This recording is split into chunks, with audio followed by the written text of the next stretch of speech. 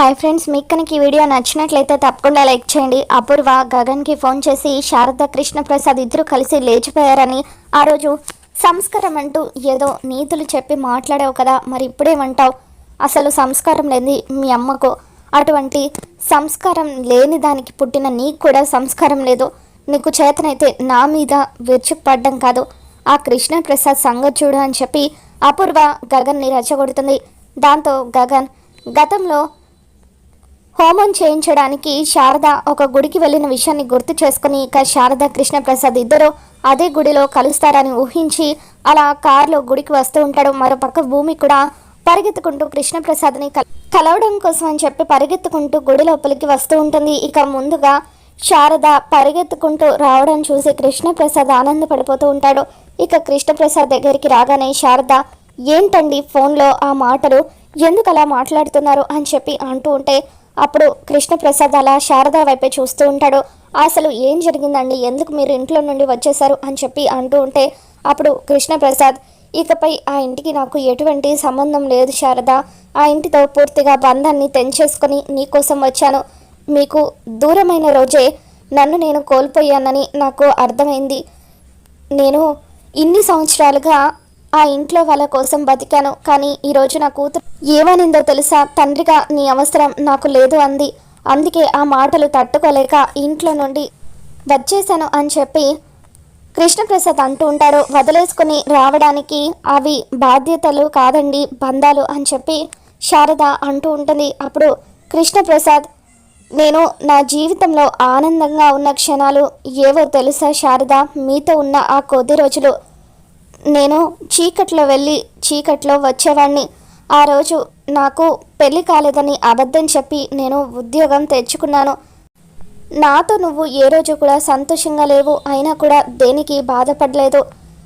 నేను ఫ్యాక్టరీ నుంచి రాగానే నువ్వు నాకు ఆనందాన్ని పంచకపోయినా అభిమానంతో అమ్మలా ఆదరించి నాకు అన్నం పెట్టేదానివి. నా కోసం నువ్వు అలా ఎదురు చూస్తూ ఉండేదానివి. నీ ప్రేమతో నాకున్న కష్టాలన్నీ మర్చిపోయేలాగా చేసేదానివి. పిల్లలు తమ బోసి నవ్వులతో నాకు ఆనందాన్ని ఇచ్చేవాళ్ళు. నేను వాడి నవ్వులు చూడడం కోసమని ఫ్యాక్టరీ నుండి ఎప్పుడు ఇంటికి వచ్చినా కూడా వాడు నిద్రపోయేవాడు. వాడి బుజ్జి బుజ్జి మాటలు వినాలని ఎంతో తాపత్రయపడేవాడిని, కానీ వాడి మాటలు వినే అవకాశమే నాకు రాలేదు. కానీ ఈరోజు వాడు మాట్లాడుతూ ఉంటేనే నాకు భయం వేస్తుంది శారద అని చెప్పి గగన్ గురించి అలా కృష్ణప్రసాద్ అంటూ ఉంటాడు. అందుకే నేను ఒక నిర్ణయానికి వచ్చాను. గడిచిన గతం ఏదో గడిచిపోయింది. గడిచిన క్షణాలను నేను ఎలాగూ నీ కోసం తీసుకురాలేను. కాబట్టి ఇప్పటికైనా మనం కోల్పోయిన జీవితాన్ని ఇప్పుడు అనుభవిద్దాం. పద శారద, అందరికీ దూరంగా వెళ్ళి మన దారి మనం చూసుకుందాం, మన బతుకు మనం బతుకుదాం అని చెప్పి కృష్ణప్రసాద్ అంటూ ఉంటాడు. దాంతో శారద, ఎక్కడికండి వచ్చేది అని చెప్పి అంటూ ఉంటుంది. శారద, ఇప్పటికీ నువ్వు నన్ను ప్రేమిస్తున్నావని, నా కోసమే బతుకుతున్నావని నాకు తెలుసు అని చెప్పి కృష్ణప్రసాద్ అంటూ ఉంటాడు. అప్పుడు శారద, అందుకని నా పిల్లల్ని వదిలి మీతో పాటు రమ్మంటున్నారు. పిల్లల చెయ్యి పట్టుకొని ఆడించాల్సిన టైంలో నన్ను వదిలేసి ఇప్పుడు మనవళ్ళు మనవరాళ్ళతో ఆడుకునే టైంలో ఎక్కడికైనా దూరంగా వెళ్ళిపోదాం అంటున్నారు అని చెప్పి శారద అంటూ ఉంటుంది. నా బిడ్డల్ని వదిలి నేను ఎక్కడికి రానండి. 6 ఏళ్ల పిల్లాడిగా ఉన్నప్పుడు మీరు వాడిని నా చేతుల్లో పెట్టారు. నా 5వ తనాన్ని అనాథగా చేశారు.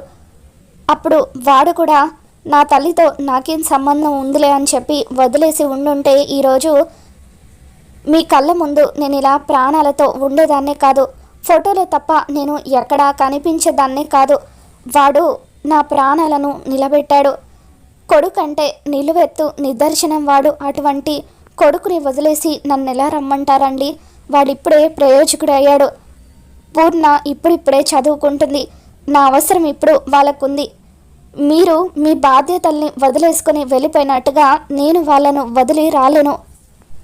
మీకోసం ఇంకా నేను ప్రాణాలతో ఉంటున్నాననేది అబద్ధం. వాడి కోసమే నేను బతుకుతున్నాను అని చెప్పి శారద గగన్ గురించి ఎంతో గొప్పగా చెబుతూ ఉంటుంది. మీరు సులువుగా వదిలేసి వెళ్ళిపోయినట్టుగా నేను నా పిల్లల్ని వదిలి రాలేను. నేను చచ్చినా కూడా నా శవం కూడా వాడితో పాటే ఉంటుంది అని చెప్పి శారద తెగేసి కృష్ణప్రసాద్కి చెబుతూ ఉంటుంది. దాంతో కృష్ణప్రసాద్, లేదు శారద, నీకు ఇంకా నేనంటే ప్రేమ ఉందని నాకు తెలుసు, పద శారద వెళ్ళిపోదాం అని చెప్పి అలా బలవంతంగా శారద చేయి పట్టుకుని తీసుకెళ్ళిపోతూ ఉంటాడు. అప్పుడే గగన్ గుడి లోపలికి వస్తాడు. అలా శారద చేయి పట్టుకున్న కృష్ణప్రసాద్ని చూడగానే గగన్ కృష్ణప్రసాద్ అంటూ గట్టిగా అరుస్తాడు. హౌ డేర్ యూ, మా అమ్మ చేయ పట్టుకుంటావా అని చెప్పి ఒక్కసారిగా కృష్ణప్రసాద్ని నెట్టి పడేస్తాడు. అసలు నువ్వు మనిషివేనా? ఎందుకు మా అమ్మ చేయి పట్టుకున్నావు? ఇంకొకసారి మా ఇంటికి వచ్చి మా అమ్మతో మాటలు కలపాలని చూసి మా అమ్మను నా నుండి దూరం చేయాలని ప్రయత్నిస్తే మాత్రం నేను ఊరుకోను అని చెప్పి గగన్ వార్నింగ్ ఇస్తూ ఉంటాడు. నువ్వు చేసే పనుల వల్ల ఆ అపూర్వతో, ఈ నా భార్యతో నువ్వు ఎన్ని మాటలు పడాల్సి వస్తుందో తెలుసా అమ్మా? ఇందాక ఆ అపూర్వ ఫోన్ చేసి నువ్వు ఆయనతో లేచి అని గగన్ ఆగిపోతాడు. ఇక అలా గగన్ ఆ మాటను చెప్పలేక, నా నోటితో నేను ఆ మాటలు చెప్పలేనమ్మా, ఎందుకు ఇతనితో మనకు, పద వెళ్ళిపోదాం, అసలు తండ్రిగా నువ్వు చచ్చావని కూడా నేను పిండం పెట్టాను, పిండం పెట్టడం కాదు ఆ రోజు నీ ప్రాణాలు తీసేసినా బాగుండేది అని చెప్పి గగన్ అంటూ ఉంటాడు. అప్పుడే అక్కడికి వచ్చిన భూమి కృష్ణప్రసాద్ని చూసి గతంలో శోభచంద్ర సమాధి దగ్గర కృష్ణప్రసాద్ని చూసిన విషయం, అలాగే ఒకరోజు తాగి పడిపోయిన కృష్ణప్రసాద్ని ఇంటికి తీసుకొచ్చిన విషయం ఇవన్నీ కూడా గుర్తు చేసుకుంటూ ఉంటుంది. గగన్ మాటలు విని షాక్ అవుతూ ఉంటుంది. అలా భూమి కూడా అక్కడే నిలబడి కృష్ణప్రసాద్ మాటలు వింటూ ఉంటుంది.